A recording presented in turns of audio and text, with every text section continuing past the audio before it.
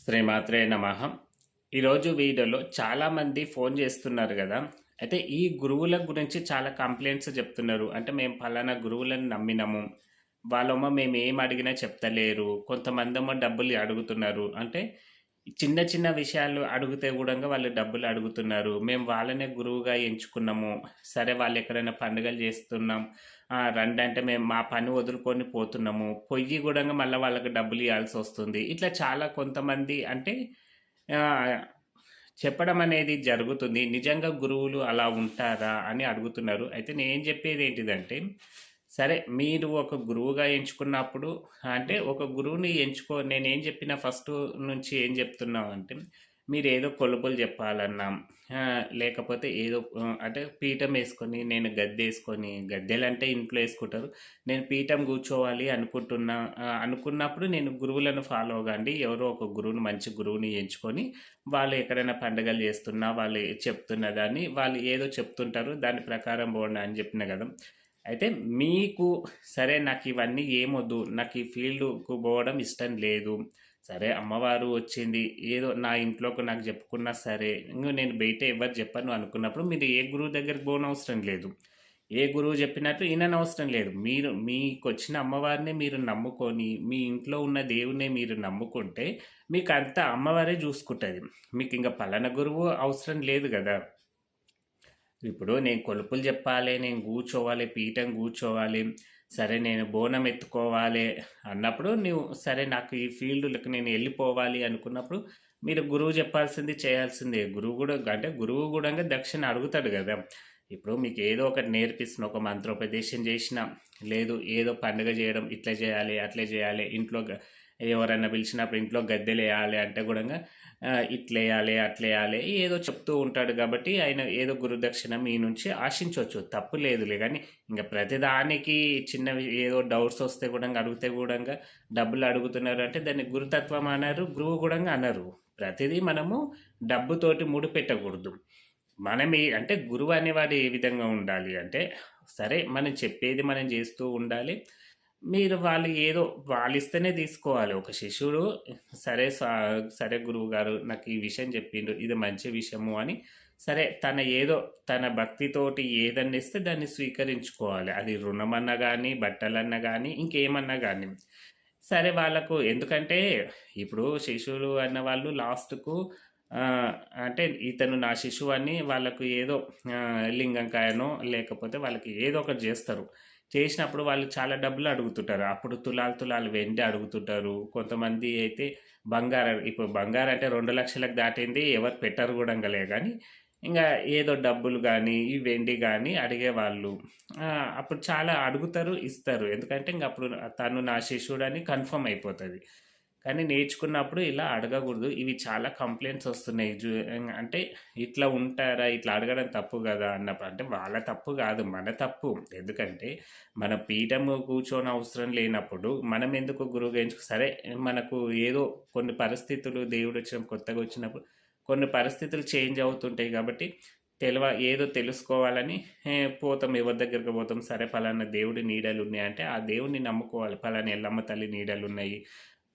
పోచమ్మనో, మైసమ్మనో, మల్లన్న తండ్రి ఉన్నాయంటే, ఆ గుడి దేవుడికి పోవడము, అక్కడ ఆయనకు నమస్కారం జేసుకోవడము, రావడం. అయితే ఇక్కడ ఇంకొక విషయం గూడంగా జెప్తా జూడండి. ఇప్పుడు ఈ గురువులెంబడి బోతుంటారు గదా! మీకు ఏదో ఎల్లమ్మ నీడనే ఉందనుకుందాం.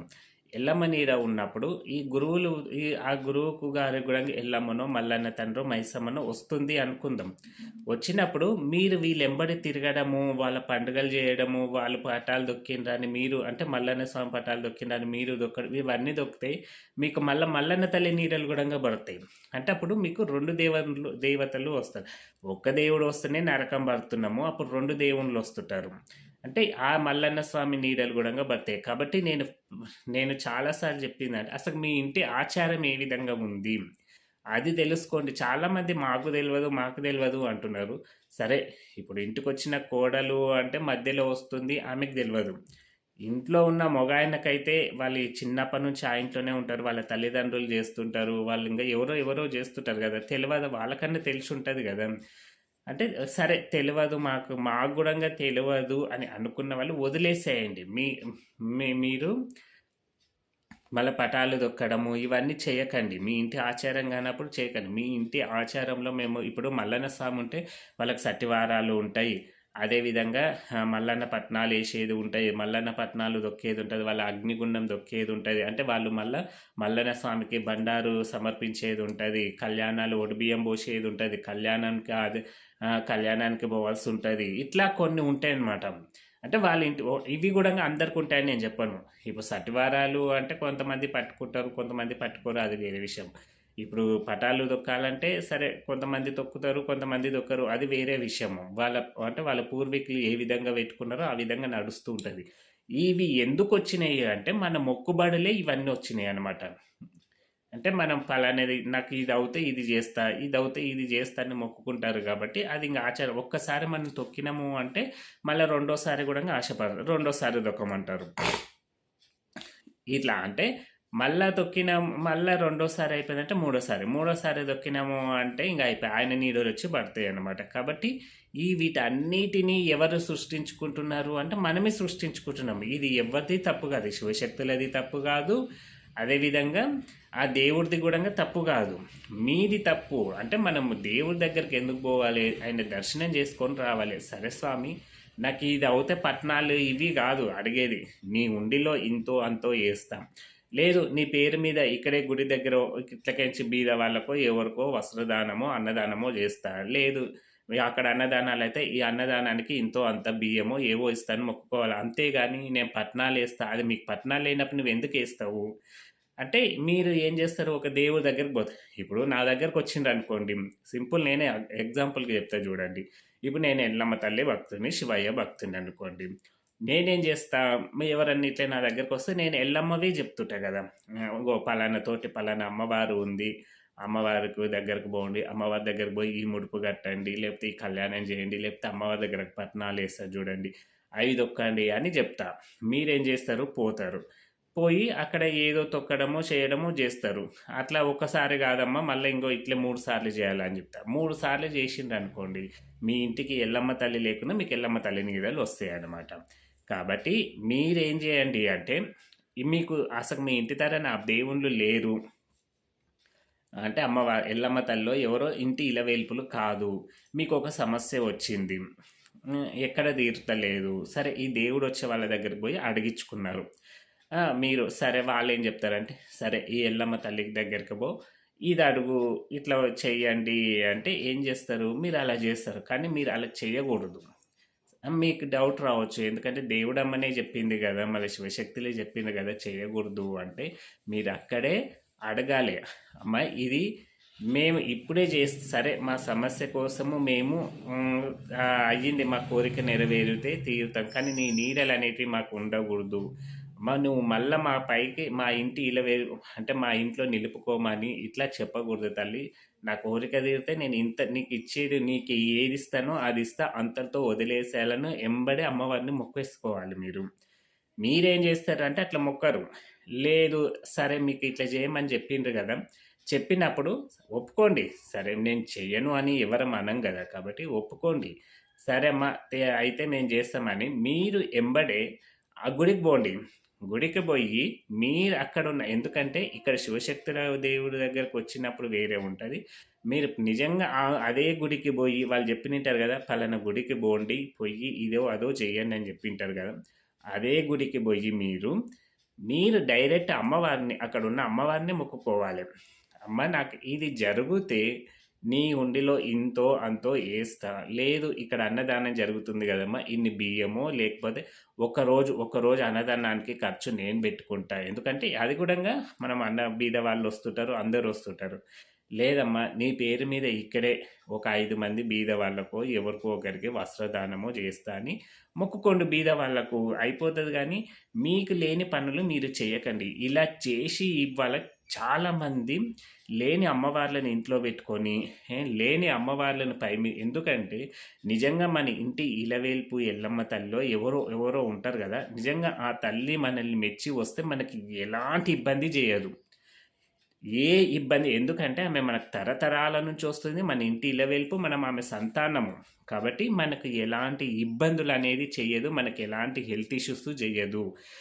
మళ్ళీ ఎట్లొస్తున్నాయి ఈ హెల్త్ ఇష్యూస్ గానీ ఇవన్నీ అంటే, మీరు లేదు మీకు అసలుకి ఇంటి ఇలవేల్పు కాదు. మీకు మధ్యలో వస్తుంది గాబట్టి, అంటే మీరు ఈ పట్నాలు దొక్కడము, ఇది దొక్కడము, అది దొక్కడము, ఈ తెలవకుండా ఈ గురువులు ఎంబడి తిరగడం. ఈ మధ్య కొంతమంది గురువులు గూడంగా బలవంతంగా అమ్మవార్లను రప్పిస్తుండారు. ఎందుకంటే వాళ్ళు మన ఎంబడి తిరిగితే తిరగాలి, నన్ను నమ్మాలి. మళ్ళీ చివరిగా వాళ్ళు ఏం చేస్తారు, మనం ఏమన్నా తేడా చేసినామంటే వాళ్ళకి అట్లేస్తారు. అన్నీ జరిగిపోతున్నాయి, మొత్తం జరిగిపోతున్నాయి. వాళ్ళ చేతుల నుంచే జరుగుతున్నాయి. మళ్ళీ వాళ్ళే కట్లు తీస్తామంటున్నారు. చూడండి, ఇప్పుడు ఒకరు కట్లేసిన మీరు ఇంకొక దేవుడి దగ్గరకు పోతే నీ గురువే నీకు కట్లేసిన అని చెప్తున్నారు. ఎందుకు చెప్తున్నారు అంటే నీకు ఆయనకు బడక. కాబట్టి మీకడ జాగ్రత్త పడాల్సింది మీరే, మేము కాదు, దేవుడు కాదు. మీరు మొక్కాల్సింది మీ యొక్క బుద్ధిని, అంటే మీ యొక్క బుద్ధిని మీరే పరీక్షించుకొని అడగాలి. అంతేగాని దేవుడు ఏదో చేస్తున్నాడు మేమేదో చేస్తున్నాము అనుకోవడం కాదు. మీకు ఆలోచన అనేది ఉండాలి. ఇది నేను ఇవాళ దొక్కుతా, ఇవాళ చేస్తా, అంటే ఈ కోరికను బట్టి నేను చేస్తున్నాను.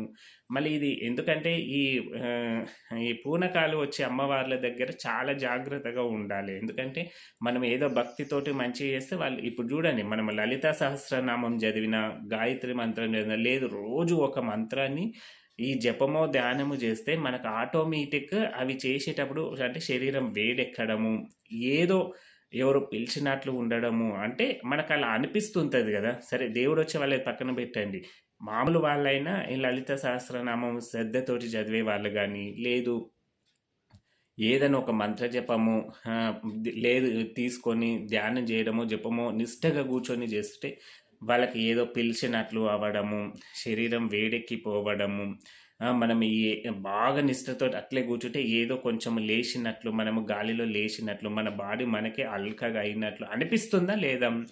మళ్ళీ మీరు ఈ పై మీదకి వచ్చే అమ్మవార్ల దగ్గరికి పోతే అమ్మవారి నీడలు ఉంటాయా ఉండవా? ఇప్పుడు ఆమె ఒక శరీరంలోకి వచ్చే దేవత కాబట్టి అట్లని నేను గుడిలకు పోవద్దు అని చెప్తే, అంటే గుడికి పోవాలి, అక్కడ నువ్వు దర్శనం చేసుకోవాలి, మామూలుగా రావాలి. ఇప్పుడు మనం అన్ని గుడులకు ఎట్లా పోతున్నామో అట్లే పోయి రావాలి, మీ ఇంటి ఇలవెల్పు కానప్పుడు.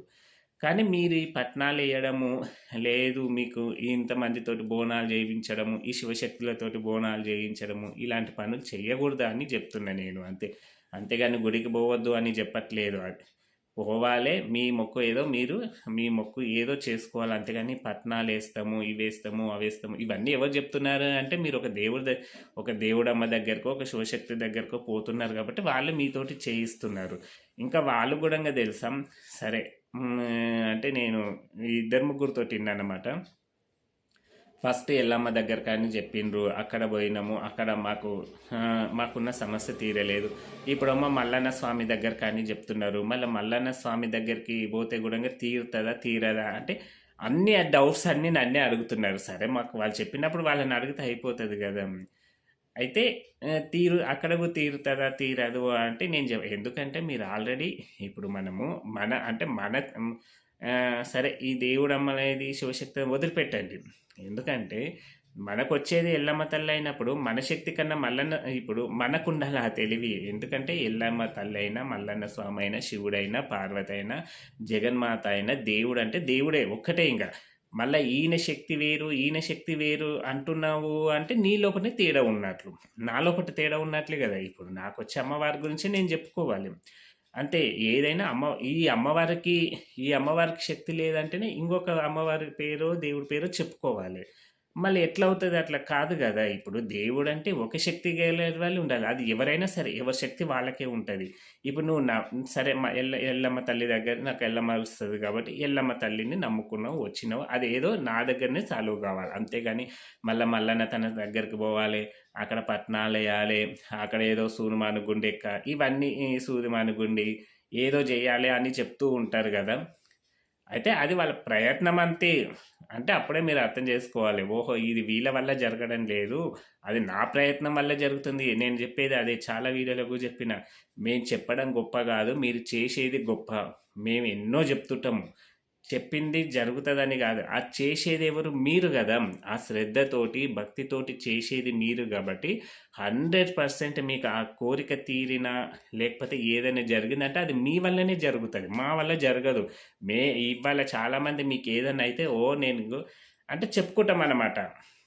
నేను చెప్పడం వల్లనే వాళ్ళకలా జరిగింది. అది చాలా తప్పు. నేను చెప్పడం వల్ల జరగలేదు.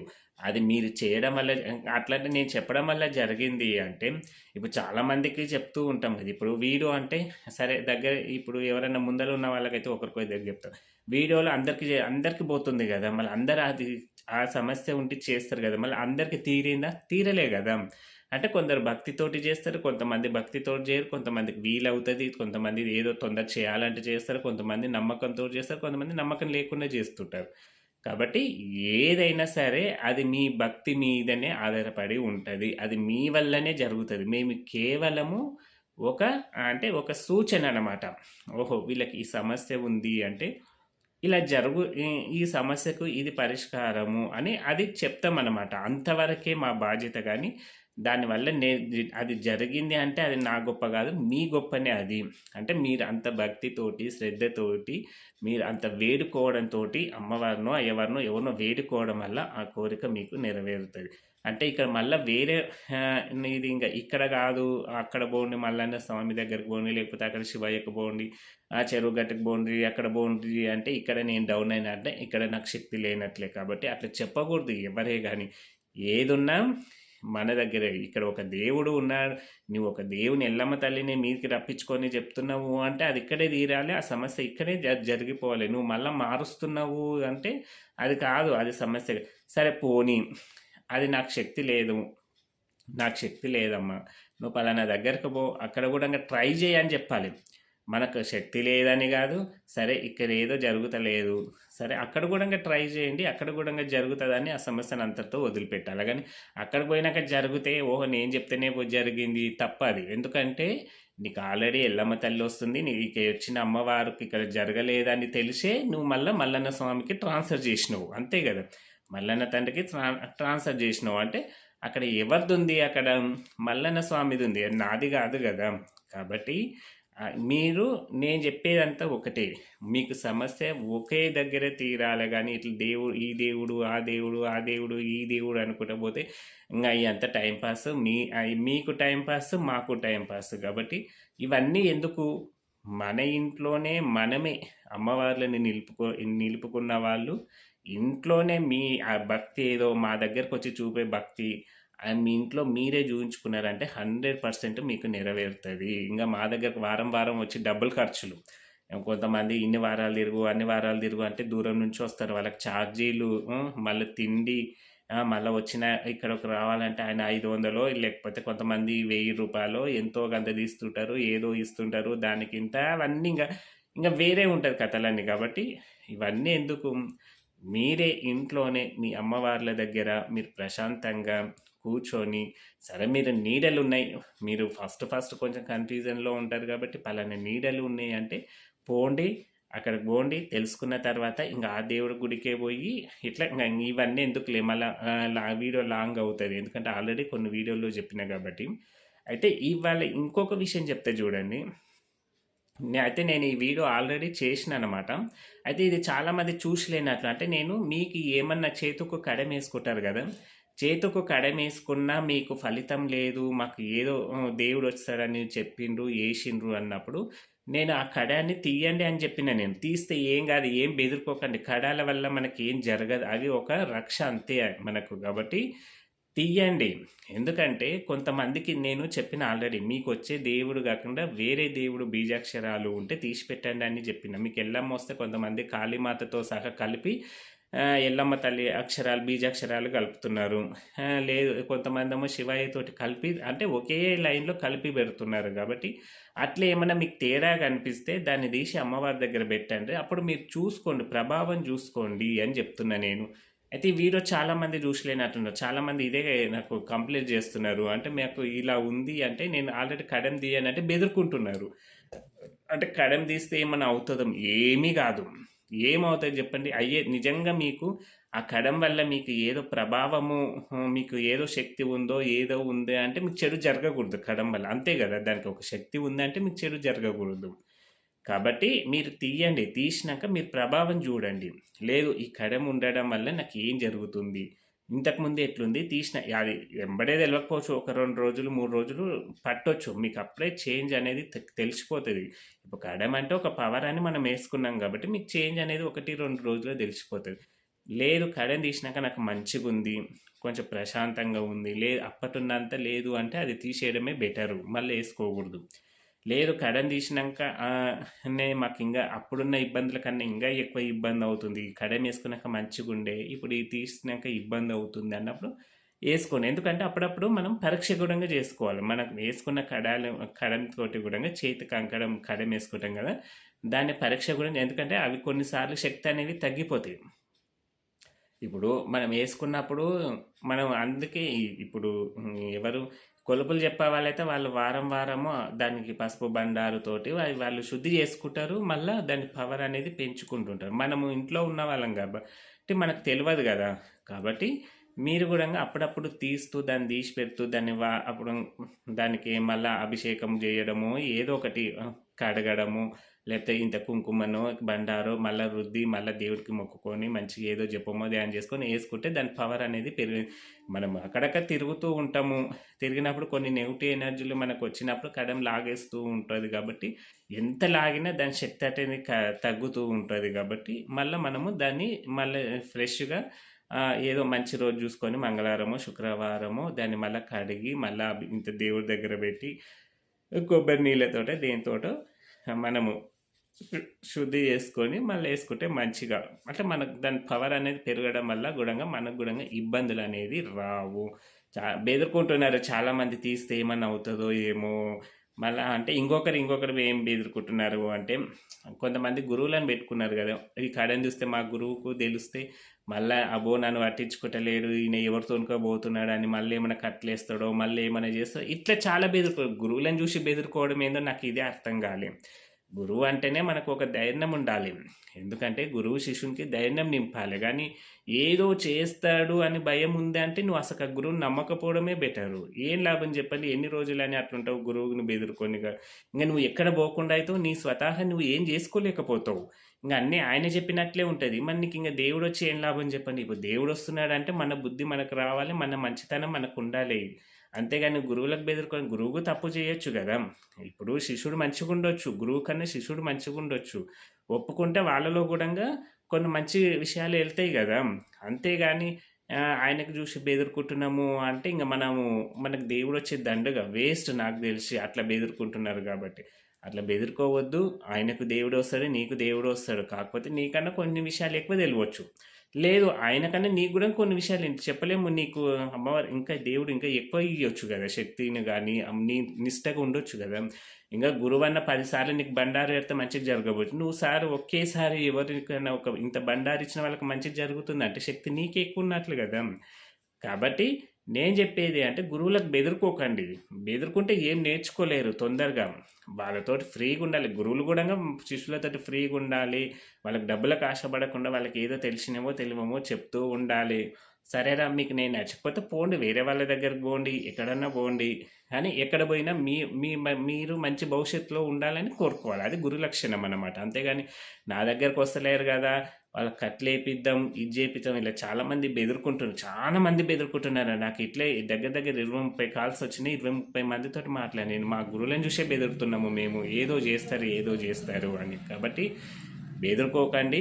మీకు నిజంగా చెప్పినా గదా! మీరు కొలుపులు గానీ ఏమన్నా జెప్పాలి అనుకుంటే గురువులను ఎంచుకోండి. లేకపోతే వదిలేసేయండి. మీకొచ్చిన అమ్మవారిని నమ్ముకోండి. మీకంతా అమ్మవారే మీకు మంచిగా జేస్తుంది గాబట్టి, ఇది ఈరోజు వీడియోలో చాలామంది మీకు చెప్పినా గదా! మీకు ఏదైనా కడవలు ఉంటే తీసుకోండి. ఏం బెదురుకోకండి. ఏమి గాదు. కడాల వల్ల ఏదో జరుగుతది అనేది అది శుద్ధ తప్పు. అది ఏందంటే మనము ఒక రక్ష అంతే. ఏదో దేవుడొచ్చిన వాళ్ళకు ఎవరైనా చూసిన వాళ్ళు ఓహ్! దేవుడొస్తాడని కొంచెం దూరం పోతారు. ఇంక ఇది వీడియోలో మళ్ళీ లెంత్ అయిపోతది. ఎందుకంటే ఆల్రెడీ మనం చెప్పినకున్నాం కాబట్టి ఏం బెదురుకోకండి. తీసి పెట్టండి. ఎవరైనా ఉంటే తీసి మీ ప్రభావాన్ని చెక్ జేసుకోండి. చెక్ జేసుకొని దాన్ని శుద్ధి జేసి మళ్ళీ ఒకవేళ యేసుకోవాలి లేదు నాకు తీసేస్తేనే ఇబ్బంది ఎక్కువుందనుకో ఏసుకోవాలనుకున్న వాళ్ళు కొబ్బరి నీళ్ళతోటో, ఇంత బండారుతోటో అభిషేకం జేసి, మళ్ళా దేవుడి దగ్గర బెట్టి ఏదో జపమో, ధ్యానమో చేతిలో పట్టుకొని చేసి, మళ్ళా దానికి శక్తి నింపి ఏసుకోండి. మీరే ఏసుకోండి. మళ్ళా మేము మా గురువు గారి దగ్గరికి పోవాలా, లేకపోతే ఇంకెవరి దగ్గరికన్నా పోవాలా, ఇవన్నీ వస్తాయి. మీకొచ్చిన దేవుడు ఏం చేస్తున్నారు చెప్పండి? మీరు వాళ్ళని వీళ్ళని ఆడుకుంటే మీకొస్తున్నప్పుడు మీరు అందరితో సమానమే గదా! వాళ్ళకొచ్చే దేవుడు పెద్ద గొప్ప, మీకొచ్చిన దేవుడు ఏది గొప్ప తక్కువ అని అనుకోకూడదుగా. అందరికొచ్చేది ఒకే దేవుడు గాబట్టి, మీరట్లా అనుకుంటున్నారు. వాళ్ళకేదో పెద్ద దేవుడొస్తారు, శక్తి ఉందనుకుంటారు. దేవుడు దేవుడే. అందరికి ఒకే దేవుడు, అందరికీ ఒకే శక్తిని ఇస్తాడు. అది నీ ప్రవర్తన బట్టి నీకు తగ్గొచ్చు, పెరగొచ్చు. అంతే గదా! నువ్వు మంచి బుద్ధితోటుండి, ఎవరికి అన్యాయం జేయకుండా, ఏమి జేయకుండా, నువ్వు మంచిగా ఉంటే ఆ శక్తి నీకు ఉంటది. వాళ్ళకున్న శక్తి నీకు గూడా నీవు ఇవన్నీ పిచ్చి పనులు చేస్తే కొంచెం శక్తి తక్కువ ఉండొచ్చు. దేవుడి శక్తి నీ మీద చూపకపోవచ్చు. దేవుడి శక్తి తక్కువ అంచనా నేనెయ్యము. అంటే దేవుడు వీడికి బోయిన దండిగా నాకు మాటొస్తది. ఏదో వీళ్ళ ఇంటి దేవుని తప్పదు. వీళ్ళకి రావాలని ఏదో ఇట్లా వచ్చిపోతుంటాడనమాట. అది శక్తి తక్కువుంటది. నువ్వు మంచిగా ఉంటే నీకు 24 గంటలు నీ ముందే ఉంటాడు. నీ మీద ఉండడు. నీ ముందు ఉండి నీకంతా మంచి చేస్తుంటాడనమాట. కాబట్టి మీకెవరైనా ఇలాంటి ఇబ్బందులుంటే తీసి మళ్ళా మంచిగా చేసుకోండనమాట. చెప్పినా గదా! గురువుల విషయంలో చాలా జాగ్రత్తగా ఉండండి. ఎందుకంటే చాలామంది ఈ కంప్లెయింట్స్ చాలా జేస్తున్నారు. అడగడం అనేది జరుగుతుంది గాబట్టి, అందరూ ఆ పార్వతీ పరమేశ్వర్ల అనుగ్రహంతో అందరూ సంతోషంగా ఉండాలని కోరుకుంటున్నాను. జై శ్రీరామ్.